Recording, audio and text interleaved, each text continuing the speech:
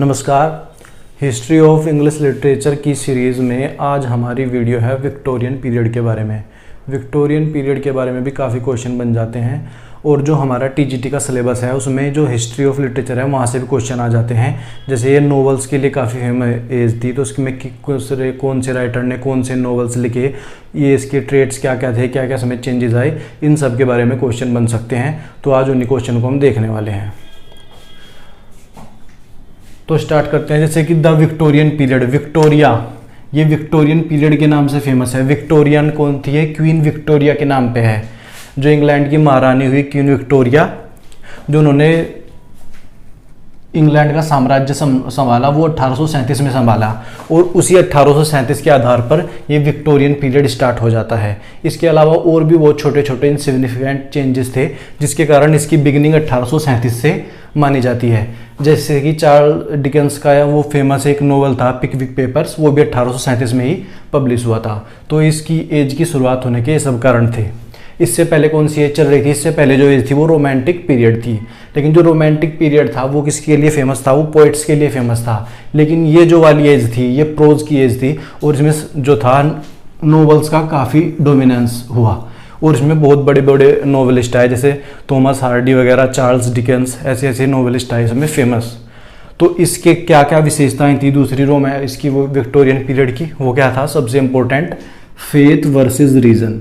इस time society में बहुत भयंकर ड्रास्टिक चेंजेस आए और वो किस कारण से आए कि सोसाइटी में जो साइंटिफिक टेम्परामेंट था वो बहुत ज़्यादा तेज़ी से बढ़ रहा था, जिसके कारण से जो रिलीजियस व्यूज़ थे वो कम होते जा रहे थे। यानी कि जो रिलीजियस व्यूज़ थे और जो साइंटिफिक वो थे व्यूज़, उनके बीच में ये एज कन्फ्लिक्ट की एज थी। धर्म और विज्ञान दोनों के बीच में द्वंद्व चल रहा था और इसमें जो ये माहौल तैयार हुआ इसमें सबसे ज़्यादा योगदान था चार्ल्स डार्विन का, क्योंकि चार्ल्स डार्विन ने 1859 में एक बुक लिखी अपनी, origin of species,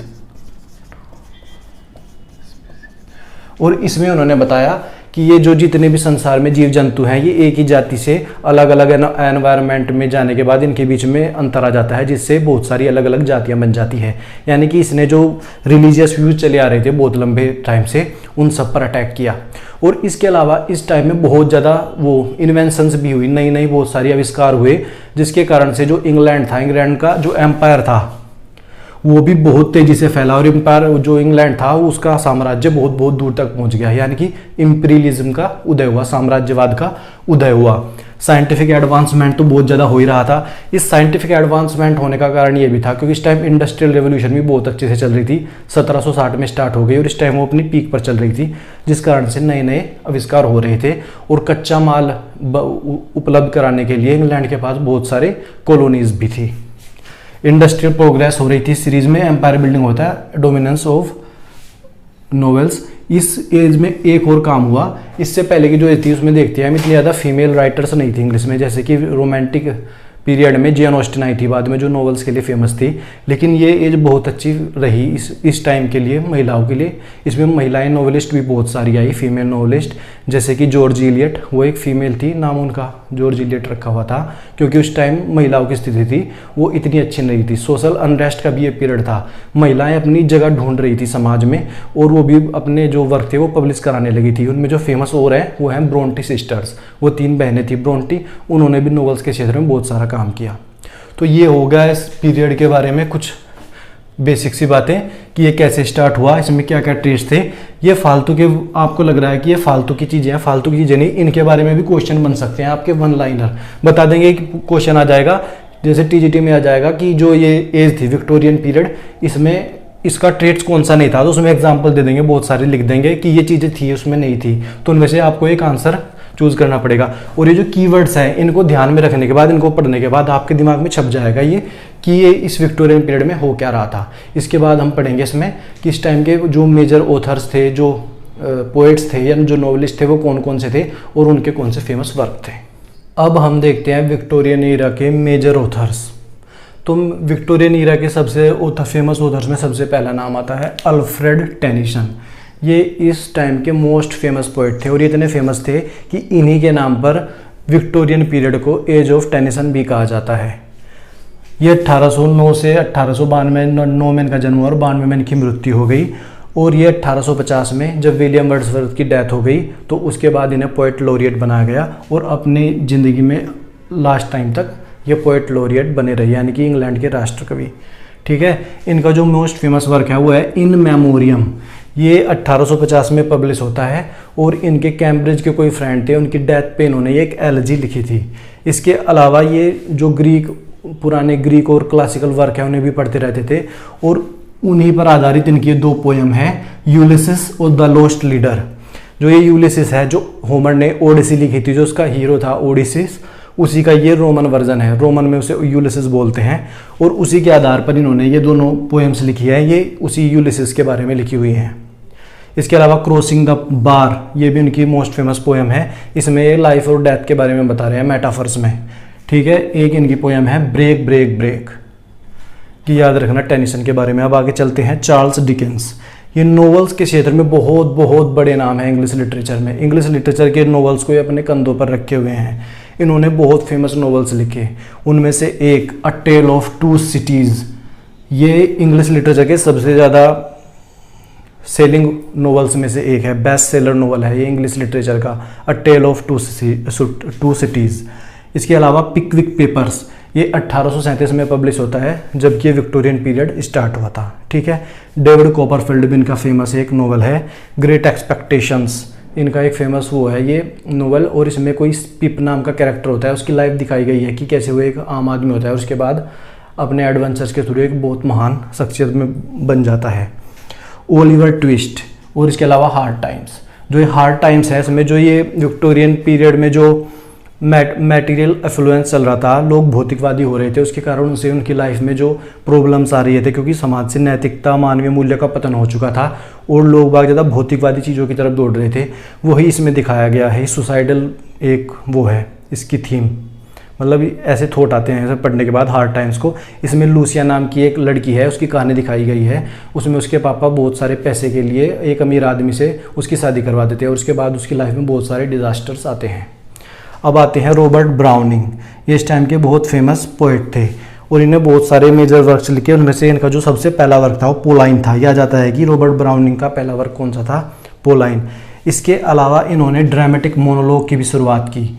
dramatic monologue में एक कैरेक्टर होता है, वो अपने मन के भावों को, विचारों को प्रकट करता रहता है स्पीच के थ्रू, जबकि दूसरी ओर से कोई भी डायलॉग डिलीवरी नहीं होती है। ये माई लास्ट डचेस और द लास्ट राइड टुगेदर में ये ड्रामेटिक मोनोलॉग्स की ही लिखी हुई पोएम्स हैं इनकी। माई लास्ट डचेस में एक ड्यूक होता है, जो एक पुरानी पेंटिंग होती है, उसमें उसकी पत्नी की फ़ोटो होती है। उसे देख के पेंटिंग को वो बताता रहता है अपने विचार अपनी पत्नी के बारे में, जो उनकी डचेस थी।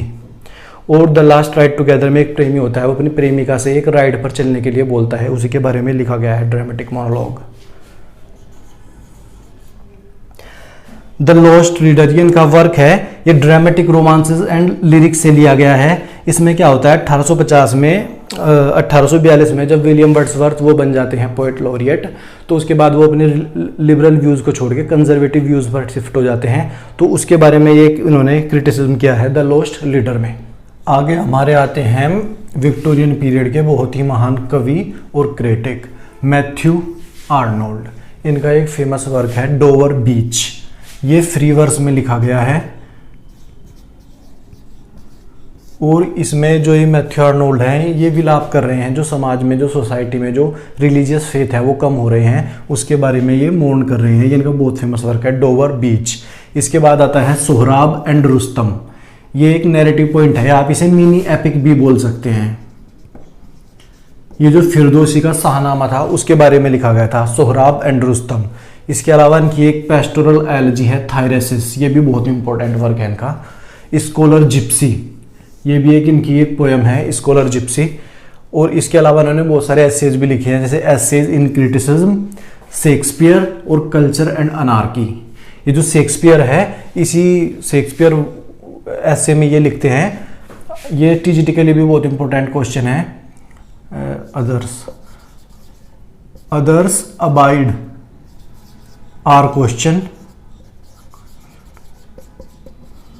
दो आर्ट फ्री, यानी कि जो दूसरे लोग हैं हमारे वो उससे क्वेश्चन से बंधे हुए हैं, लेकिन शेक्सपियर तुम इन सबसे अलग हो, तुम हमारे क्वेश्चनों से बाहर हो। यानी कि यहाँ पर शेक्सपियर को प्रेज कर रहे हैं अपने इस वर्क में। जो चौसर को फादर्स ऑफ इंग्लिश लिटरेचर कहने वाले हैं वो भी मैथ्यू आर्नोल्ड ही हैं। ठीक है, अब आगे हमारे आते हैं इस इरा के, इस पीरियड के, विक्टोरियन पीरियड के महान नोवेलिस्ट थॉमस आर डी। इन्होंने बहुत ज़बरदस्त जो है नॉवेल्स बहुत सारे लिखे हैं। इनमें से एक इनका फेमस है ये the mayor of कास्टरब्रिज। The mayor of कास्टरब्रिज में एक शराबी होता है हैंचार्ड, वो अपनी पत्नी और अपनी बेटी को शराब के नशे में बेच देता है और उसके बाद वो एक कास्टरब्रिज नाम के शहर में जाके बस जाता है और वहाँ का मेयर बन जाता है। और उसके बाद अलग अलग इसमें और भी टर्निंग पॉइंट आते हैं। काफ़ी अच्छा ही नॉवल है। The return of the native, ये भी इनका एक फेमस नॉवल है। अंडर द ग्रीनवुड ट्री, ये भी एक इनका नॉवल है। इसमें जो ग्रीनवुड का जो ट्री है उसके नीचे एक शादी होती है और इसमें ट्रू लव के बारे में, रोमांस के बारे में, उस टाइप की चीज़ें लिखी हुई हैं इस वाले नॉवल में। A pair of blue eyes, Tess of the d'Urbervilles, ये इनमें टैस नाम की लड़की होती है, इसके बारे में लिखा हुआ है ये नॉवल। और जूड द ऑब्सक्योर, ये जो जूड द ऑब्सक्योर था इसमें थोड़ा सा ये जो वैसा एलिमेंट होता है, सेक्सुअल एलिमेंट भी काफ़ी ज़्यादा था। बहुत सारी चीज़ें इन्होंने कुछ आगे लेवल की लिख दी थी जिसके कारण से प्रतिबंध भी झेलना पड़ा था जूड द ऑब्सक्योर को। और ये इनका लास्ट वो था नॉवल। अब आती हैं ब्रोंटे सिस्टर्स। जैसा कि मैंने बताया था कि जो ये वाला पीरियड था विक्टोरियन पीरियड, इसमें फीमेल राइटर्स भी बहुत सारी आ गई थी और उनमें 3 फेमस ये नाम है। ये तीनों बहनें थी Bronte sister, Emily Bronte, Charlotte Bronte और एन ब्रोंटी। इनमें एमिली ब्रोंटी का वुथरिंग हाइट्स नाम का नॉवल है, ये बहुत ज़बरदस्त नॉवल है, बहुत फेमस वर्क है। और जो शार्लोटी ब्रोंटी है इनका जाने आयर, ये वाला वर्क है। इसमें जाने नाम की लड़की है, इसके बारे में कहानी लिखी गई है। और ये एनी ब्रोंटी है, इनका ये है एग्निस ग्रे।